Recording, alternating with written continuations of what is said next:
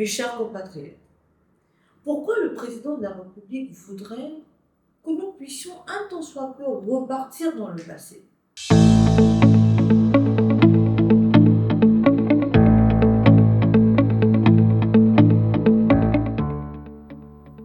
Mes chers compatriotes, le président de la République, dans son adresse à la nation du 16 août 2025, va nous rappeler une vérité essentielle.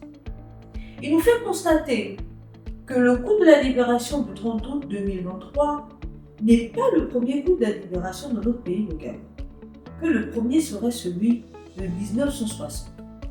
C'est pourquoi il nous invite d'ailleurs à assimiler la 5e République comme étant la seconde indépendance de notre pays. Alors, que retenir concrètement de ces deux grandes dates, le coup de la libération de 1960 et celui de 2023? Il faut retenir simplement qu'en 1960, le coup de la libération est obligatoire parce que le peuple gabonais veut faire partir l'administration coloniale et retrouver sa dignité et sa souveraineté.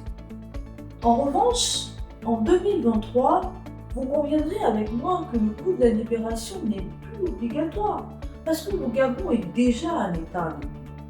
Mais par contre, il va devenir nécessaire parce que la population ne se retrouve toujours pas dans le système de gouvernance qui lui est proposé. Il est taxé d'être oppressif. La population se plaint de l'absence de justice sociale. Il n'y a complètement pas d'unité nationale qui est prônée dans l'État. Mes chers compatriotes, pourquoi le président de la République voudrait que nous puissions un tant soit peu repartir dans le passé? C'est vrai. Celui qui oublie d'où il vient ne saura jamais d'où il va. Mais il y a une autre raison derrière ça.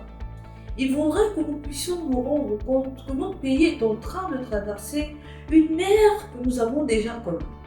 Il voudrait que nous puissions nous rendre compte que nous sommes rentrés dans la seconde indépendance du Gabon, la 5e République.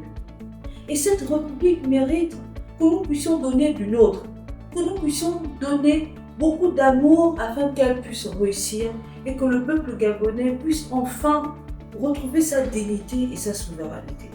C'est pourquoi il nous invite à bannir les querelles, les divisions, les calomnies et adopter comme boussole et unique boussole le Gabon d'abord.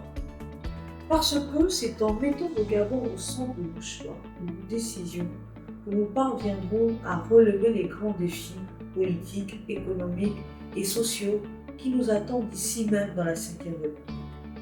C'était Nora Kassa, je vous dis à très bientôt.